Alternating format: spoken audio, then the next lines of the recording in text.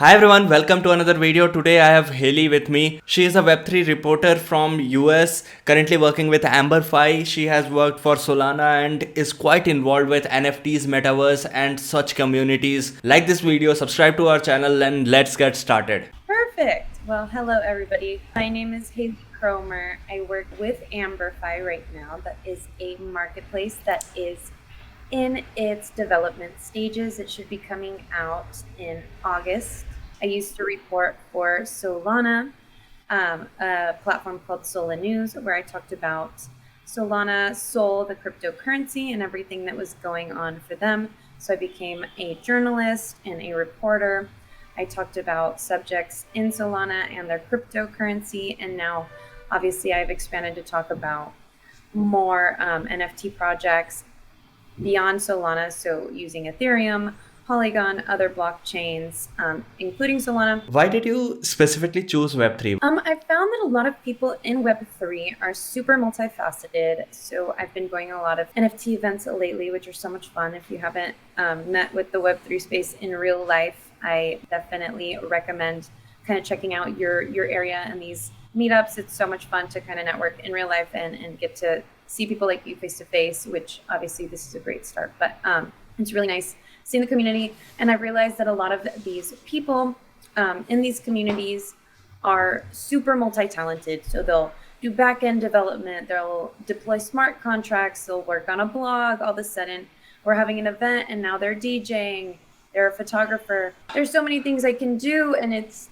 like, for what? And I think that that's what I was missing, is kind of that drive, or that big picture for Hugh Wagney. We're all in this together. Let's see what we can build. Let's see what we can make. And I didn't see a lot of that in a non-Web3 space. It was such more of a collaborative experience where I felt like all of my talents could really shine, and people didn't just look at me like, well, you do a lot of stuff. But it was more so like, we need that. They need that. I can help you with this. Can you do that? And that's always been really fun for me. That's why crypto is fun for me. That's why NFTs are fun for me. I love that. So, what was your first Web3 event? So the first event that I attended in the Web3 space, or the first formal event, was NFT LA. So this is still super recent. And it seems like it's only gotten busier since then, or that was kind of the start of a lot of things. I met my current boss at NFT LA. We had formally met on LinkedIn and kind of crossed networks when I was working with Sola News, and he kind of saw a little bit of what I was doing. He told me about Amberfi and his plans, and also said, hey, I'm going to be in LA for NFT LA. Are you going? And I kind of said, no, I'm not going, but should I go? Tickets were sold out. I did get to attend some of these side or satellite events, which, if you've gone to one of these big tech conferences, that's a super common thing for, apart from the conference itself, a lot of different people put on events, parties. They can get crazy too, or fun. So we like to have a lot of fun. So once the long work day is done, and you get to hang out with different groups of people that are hosting events, and it's always super fun to support them and see them kind of cater to you and host you. So that's super exciting. So we attended a satellite event called Hot Pot. It was for Golden DAO, that is focused with Boba Network, and they did kind of a big speech at this Hot Pot dinner about Stop Asian Hate. That was super exciting, kind of, for me to be a part of that and learn so much more about what's going on in the world for Asians in the Web3 space, and just in general in the United States. So definitely very eye-opening. So that was kind of my first big NFT event. And then it's only been up from there. So that's where I first met our CEO, who's an author, photographer, super multifaceted, talented as well, several startups. So a ton of super creative stuff. We just hit it off. We met a lot of people at that event, and then we took off with Amberfi. I became their video journalist. There's just been a lot going on. And then now here in LA, I'm starting to get associated with the kind of local group of NFTers and Web3ers. I just went to a opening for NeoRen gallery in Beverly Hills, which was super exciting. And there's Oh, just all kinds of pop-ups that are coming up all the time now. My phone just blows up every day, like we're popping up here, we're doing this. So now I have to manage my time. It seemed like all of a sudden I had gone to no events, and then now they're every day. So it's a big yes. growing community. It's super exciting. When do these guys build? Everyone is at a party or at some kind of meetup every other day. When are they building? So, but they also manage their time and somehow build things on time. And even the development pace in Web3 is way faster compared to Web2. Like we have weeks of deadline, not months, which was earlier the case in Web2.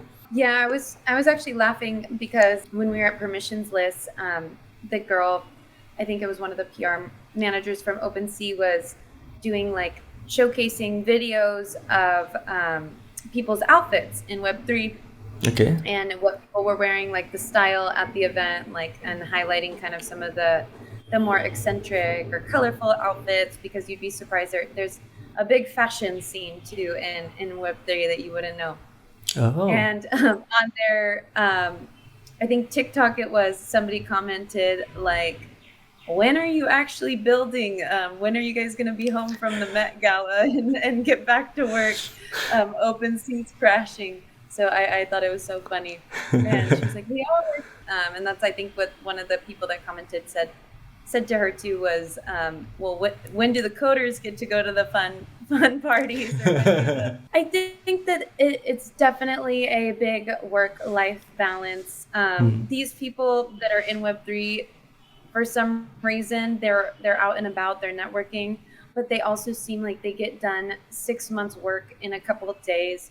So I'll see the kind of pop-ups, the events that they're attending, who they're talking to, kind of the deals that they're closing on a daily basis, the partnerships they're building, the lifelong friendships, merging, bridging new softwares, bridging programs, linking for events, starting things. So even though it seems like it's just way too much fun or too hard to believe, there is a lot of business that's always happening at all times, and that's kind of hard. Too is it looks so much fun from the outside. It's hard for people to believe that this is really Absolutely. our job or this is what I do.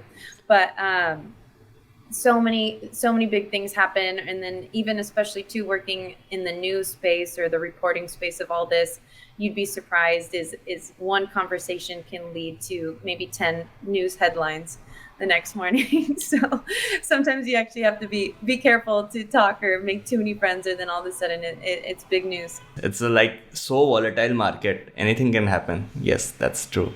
Right. Yeah. And then when you get all these people into one room, or even into a chat or a Twitter space or Clubhouse or whatever it might be, and there's just so much, these are all artists and creators. So there's just so much creativity and so many different points of view, so many different kind of ideas being thrown around, that it's just like, whoa, it's not just a normal group of people talking. And that's what I don't think people realize is there's just so much being thrown out, and then it's like go go go go go, and then everybody is done from the event, they come home, and it's like, okay, time to Yes. process what They are what so even just happened. innovative. They are so innovative in the sense.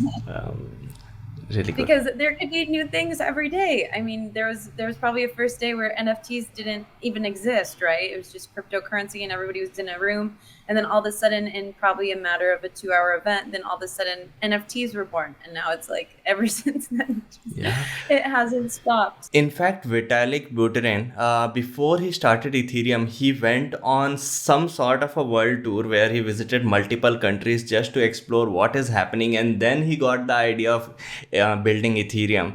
So it has been a very essential part that to meet with actual people, meet with the people in the community, and then only you go and develop things. So this is really cool, and this is happening still, and this is the way to develop really impactful projects, to actually talk with people.